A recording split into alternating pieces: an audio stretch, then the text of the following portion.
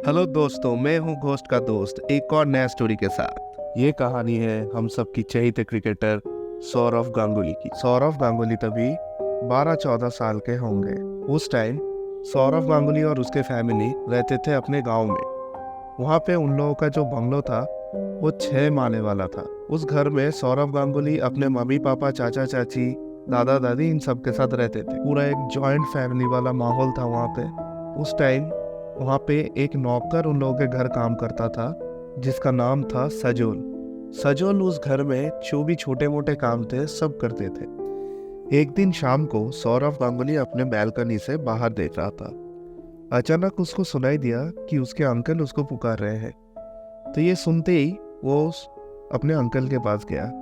Uncle ने सौरभ से कहा कि सजोल को जाके बोले एक कप चाय लाने के लिए, उनके सर में थोड़ा सा दर्द है इसलिए। तो सौरभ ये सुन के सजोल को ढूंढने गया अपने किचन में। वहाँ पे जाके देखा कि किचन पूरा खाली है, कोई भी नहीं है। तो उसने फिर सजोल के रूम पे गया, वहाँ भी देखा कि सजोल नहीं है। फिर सौरभ ने पूरा घर चेक किया, कहीं भी सजोल नहीं मिला।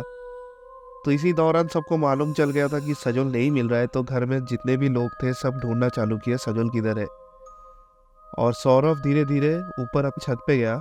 तो सौरभ ने छत पे जाते ही देखा कि सजोल छत पे जो छोटे दीवार है उसके ऊपर से सजोल दौड़ रहा है पूरे छत में। तो वो देख के उसने जोर से चिल्लाया, सजोल ये क्या कर रहा है, तो नीचे उतर, तो 6 माले के ऊपर है, इधर से गिरेगा तो बचेगा नहीं। लेकिन सजोल मुड़ के भी नहीं देखा सौरभ को। सौरभ ने जोर जोर से चिल्लाया लेकिन कोई फायदा नहीं हुआ।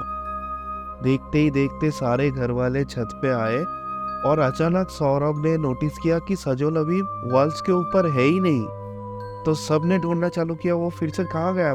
अचानक सौरभ ने देखा घर के एकदम बाजू में जो नारियल का पेड़ था उसके पत्ते के ऊपर सजोल ऐसा लेटा हुआ है। आप लोग सोचो, एक नारियल का पेड़ का जो पत्ता होता है पूरा, उस पत्ते ने एक इंसान का वेट उठा के रखा है और उस पत्ते का कुछ हो भी नहीं रहा है।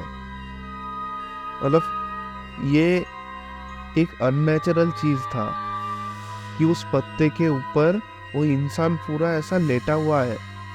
घर वालों ने बहुत चिल्लाया, सजोल तुम नीचे उतरो नीचे उतरो, लेकिन सजोल ने किसी का बात ही नहीं सुना। फाइनली फायर ब्रिगेड को बुलाना पड़ा। फिर फायर ब्रिगेड के लोग आके उसको नीचे उतारा और सीधा जाके हॉस्पिटल में एडमिट किए। नेक्स्ट दिन सुबह जब सब घर के डाइनिंग में बैठ के बात कर रहे थे, अचानक देखा कि हॉस्पिटल से सजोल छूट के उन लोगों के घर आ रहा है। तो सौरभ के अंकल ने उसको उधर ही ढुकाया और बोला कि देखो, कल जो हुआ उसके बाद हम लोग तुमको नौकरी पे नहीं रख सकते।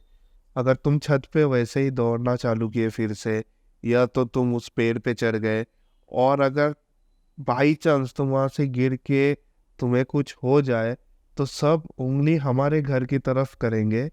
तो इसलिए हम तुमको नौकरी में नहीं रख सकते। तुमको 3 महीने का सैलरी हम लोग एडवांस में दे रहे हैं, ये लेके तुम ये नौकरी छोड़ दो।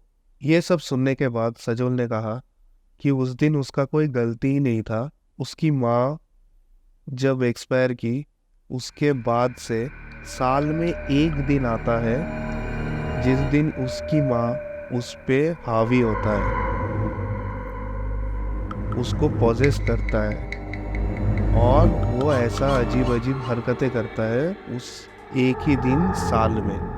ये सब सुनने के बाद तो घर वाले और भी डर गए और उससे साफ साफ कह दिया कि हम लोग तुमको नौकरी पे नहीं रख सकते। और उसी दिन के बाद उसको उस घर से छुट्टी दे दिया गया। और उस दिन के बाद से सौरभ ने कभी सजोल को देखा भी नहीं और सजोल कभी उस घर में आया भी नहीं। तो ये था एक कहानी। लेकिन आज आप लोगों के लिए एक और कहानी भी है, वो भी सौरव गांगुली की खुद की। आप लोगों को तो याद ही होगा 2002 में जब लॉर्ड्स में सौरभ गांगुली अपना टी शर्ट को उतार के जो घुमाया था, उसका वो दृश्य सारे क्रिकेट फैंस वालों के दिल में आज तक बसा है। वो इंडिया के लिए एक जीत ही नहीं बल्कि एक नया मोड़ था अपने आप को साबित करने का कि हम लोग कहीं भी किधर भी जाके जीत के आ सकते हैं। लेकिन इस मैच के कुछ दिन पहले जब इंडिया टीम उधर पहुंचे थे, वहां पे दुरहम का एक होटल लमली कैसल में पूरा इंडिया टीम रुका था। उस होटल में सौरव गांगुली के लिए एक अलग सा स्वीट अरेंज किया गया था। सौरव गांगुली रात को उधर सो रहे थे। अचानक सौरव गांगुली को सुनाई दिया उसके बाथरूम से पानी का आवाज। सौरव को लगा कि उसके बाथरूम का सारा नल खुला हुआ है। ये सुन के सौरव बाथरूम की ओर गया सारे नल को बंद करने के लिए। जैसे उसने बाथरूम का दरवाज़ा ओपन किया, सौरव ने देखा कि कोई भी नल खुला हुआ नहीं है, कोई पानी का आवाज़ भी नहीं आ रहा है। वो ये चेक करके उसने सोचा कि शायद कोई दूसरे कमरे से पानी का आवाज़ आया होगा, और ये सोच के सौरव ने वो दरवाज़ा बंद करके फिर से सो गया। और जैसे ही उसने सोया फिर से वो आवाज़ आई। वो फिर से दौड़ के गया और फिर से दरवाज़ा ओपन करके देखा कि सारे नल बंद है, एक बूंद पानी नहीं है। तो तभी उसको थोड़ा सा एक डाउट सा हुआ। तो थर्ड टाइम जब उसने फिर से सुना ना ये आवाज़, उसने धीरे से दरवाज़ा ओपन किया। सौरव ने देखा कि अंदर कोई एक लेडी खड़ी हुई है, बस उसकी दोनों आंखें चमक रही है। ये देखते ही सौरव बहुत डर गया और तुरंत वो दरवाजे को बंद करके अपने रूम से निकल के आया, और बाजू में ही था रॉबिन सिंह का रूम, और वो जाके रॉबिन सिंह के साथ सो गए। अगले दिन सुबह सबको मालूम पड़ा कि वो होटल पूरा हॉन्टेड है। इंडिया वापस आने के बाद इन लोगों ने काफ़ी बार सुना कि उस होटल में जो भी क्रिकेट टीम जाता है उन लोगों के बीच किसी न किसी के साथ ऐसा इंसिडेंट होता है। तो दोस्तों, यही था सौरव गांगुली की कहानियाँ। और अगर आप लोगों को ये स्टोरीज अच्छा लगा तो डेफिनेटली कमेंट कीजिए, शेयर कीजिए, वीडियो को लाइक कीजिए, सब्सक्राइब कीजिए मेरे चैनल को अगर आप लोग और भी स्टोरीज सुनना चाहते हो। और अगर किसी को अपना स्टोरी यहाँ पे शेयर करना है, अगर कोई रियल इंसिडेंट आपके साथ हुआ है, तो डेफिनेटली आप लोग आपका स्टोरी मुझ तक भेज सकते हो। मेरा ईमेल आईडी डाला हुआ है नीचे डिस्क्रिप्शन में, आप लोग उधर से चेक करके मुझे मेल कर सकते हो। और अगर आप लोगों का स्टोरी अच्छा लगा, अगर मैंने फील किया कि ये स्टोरी रियल है, तो डेफिनेटली मैं आपका स्टोरी नेक्स्ट वीडियो में ज़रूर सुनाऊंगा।